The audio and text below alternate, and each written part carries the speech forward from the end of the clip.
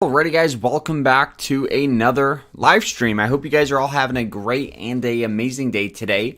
In today's kind of live stream, I want to talk about some of the stocks that I am going to be swing trading or keeping an eye on for this upcoming week.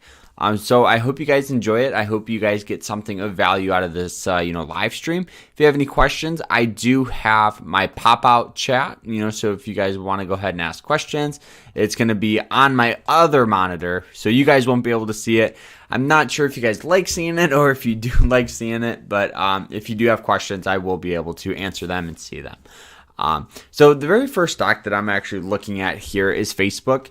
In my personal opinion, I do think Facebook is a great company for, having an outlook for the metaverse. They changed their name from Facebook to Meta. The company carries a lot of potential. They do have good, fundamentals. And given that if we actually go ahead, if we remove some of this drawing sets and we draw out the support and resistance, this thing does have a good swing trade potential. So if we actually look at it, you can see there is some strong resistance at about this 3,500 mark. It hit it several times. Every time we just see a natural tendency to get quite a bit of sell-off from it. The next support here is going to be right here at around 306 all the way down here to about $300, right? It hit it. We have established support pretty much under 310, right in there, right in this zone. We just see this natural tendency to see a lot of buying pressure step over. So given that, one, we're on a support, right? So support is always the absolute best time to buy a stock. You never want to buy it when it's up here just because you'll have that tendency to see sell off, right? So now, if we can get this stock for near and around this $300 mark, we set our stops right below it. Setting our stops, 2, 3, 4% down. Because if this thing recovers and comes back up to resistance, we're looking at about a 15% return, risking about 4%, 5%. So that's like a 3-to-1 risk and reward, which would be fantastic. A fantastic swing trade. You could virtually be wrong 4 times with a stock like this and still make money. But the beauty of it, especially with Facebook, is it's not going anywhere. It's a very stable company. It's grown over the past years. They're heavily invested into the metaverse. I think the metaverse is going to be one of the outperforming sector for 2022, 2023, especially with the electric, comparing it to like the electric auto space. If that makes sense. So thoughts on BSFC pre-market. So that's BSF.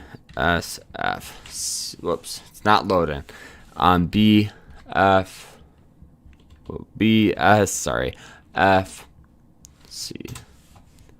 What the heck am I doing? There. All right. So this stock is up 100% on the dot. If we draw out the support and resistance up here at about $7 and pretty much $8. We can classify that as about $8. Okay, resistance up here. You can see all these little dashes. This thing doesn't really get traded a lot just until recently. So you can see did not do much for a while. Huge spike. It had previous tendencies to spike up to about $8, consolidate, and then start selling off. Okay, so given we saw a pop of 100%, for me it's almost like the train possibly could have missed the station, right? We had this pop from like $2 all the way to 26, hit that, sold off, and this is all pre-market and after hours. Then during the trading day, pretty much just stair-stepping its way down, right? So $6 continuing to sell off. Right, so we have just this natural trend of selling pressure. For me, I don't see any really opportunity. It's almost like the train already kind of left the station. And given that anytime you trade pre-market after hours, more volatility just because it's hard to get order flow. And if we just draw this out, you can see it's just not, ever since it hit like $26, we just have this major, slow and steady sell off with it. So I do think So that was a 1,296% move in an hour on Friday. What do you think was the push behind the move? So it's hard saying. I mean, most of the time with stocks like this, you got to look for like there's some sort of catalyst that will push a stock this high. So what I would do is I would just go through and try to find some news on it. So if we like go to like, I'll just copy this. We'll pop this in Google and kind of see. So it's called Blue Star Foods. Let's see. All right. So this is on Investors Place. Blue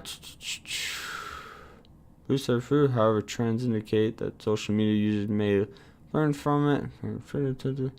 So forums on Twitter, Reddit have been exploding since the stock began to rise pre-market. While the hype around it, stock is strong. It also raises a lot of questions. So penny stocks typically don't shoot up for no reason. So the biggest thing is just trying to find some news on it. It seems this one seems a little different.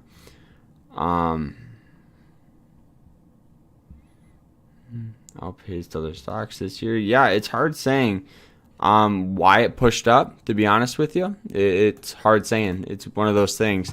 But I think for this, for me at least, it's too high of a risk tolerance, right? So if you buy in at $3, right? Wait, let's go ahead and do the 180-day chart. So you can see the stock before this crash was trading, or before that huge spike, was trading for about $1.69, $1.50, right in this range. Popped up, sold off. It most likely will sell off a little more. You know, anytime a stock pops up 100%, it's going to sell off. Squeezed up about 30%. That's the only thing I can think of. Yeah, it could be sympathy for sure. It's hard, like I said, it's hard saying.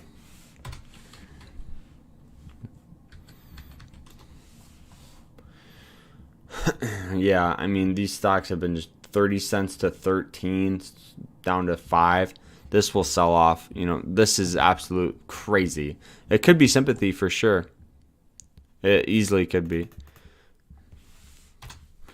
There was this study, and I'm not sure if you guys have ever read The Intelligent Investor by Benjamin Graham, I believe. Benjamin, yeah. So they were pretty much explaining that when a certain stock with a very similar ticker explodes, we'll have a tendency to see stocks in the same sector with the same very similar ticker take off just for no apparent reason. They've seen it in the past. It's just one of those things, really. It's crazy. But yeah, I think it's just sympathy for sure. Another one, though, that I'm looking at here is Amazon. We got a lot of sell-off from it. You can see down. This is like buying this stock right on a perfect support right there. Amazon's not going anywhere. It's just more of just getting these stable companies at pretty fair prices. So when they, turn around, you have such a very, very low cost for their shares. You know they're not going under. It's just temporary. We just seen a lot of sell-off lately. 8-9% from the S&P 500 from highs always brings opportunity. This happens about every other year. SOFI right on a support. I love this stock though, so it's hard saying. I know it's a higher risk, higher reward for sure, but it still has these beautiful resistance, beautiful support near and around that zone. So this is another one obviously I'm keeping on watch. But the biggest thing is just, finding these stocks that carry potential with decent risk and rewards. Anybody can find these stocks, but you have to have good risk and rewards. For this, you're setting your risk, under 12. So you're possibly risking, 10% to have this thing come up to here, which is a 45% return, 4-to-1 risk and reward, which is pretty decent for a stock like this, and it's talked about so much. Another stock that has been going crazy is Ford. I know we got a little sell-off from it, but this thing has been climbing up for so long. It's nice finally getting some decent pullback on this, just because it has some support near 19. It consolidated there for so long that it will most likely consolidate there again, and you could buy in on a decent price. So another one, there's a lot of opportunity right now. Like if you had a lot of money, you could be just buying up a decent amount. What I'm doing is I always hold a lot, not a lot, but a decent amount of money in bonds. And the reason that I do it is for times kind of like this, because bonds actually will go up when there's uncertainty in the market. And then I will sell those bonds, get that cash, and then buy undervalued blue chip stocks, S&P 500 ETFs, all of these things that are very undervalued. So you're kind of just switching. You're taking the money from your bonds, putting it into a better asset because it's undervalued, and then start putting more money in bonds when these things start climbing up. So it's a great way to kind of understand and keep some sort of money. So when there's a little turmoil in the market, little sell-off, you have money to be able to buy these stocks on a very good price. But yeah, that's kind of where we're at for the top stocks that I'm keeping on watch. Amazon, Sophie, and Facebook for right now. But we had Netflix too that has just been getting absolute slammed. It's a sinking ship. Where is it? I thought I typed NETFLIX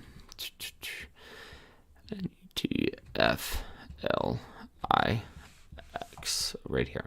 So Netflix is like, look at this. Great upward trend, major sell-off. If we look at it, we can just see all these stocks, Wall Street bets, just getting absolute slammed. Like, yeah, that brings opportunity, for sure.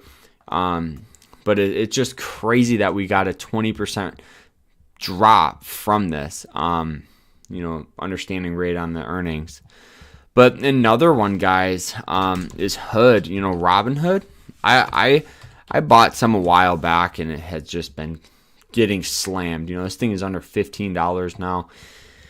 It's one of those things where it's definitely higher risk, higher return, high risk, high reward for sure. But you can see just major sell-off.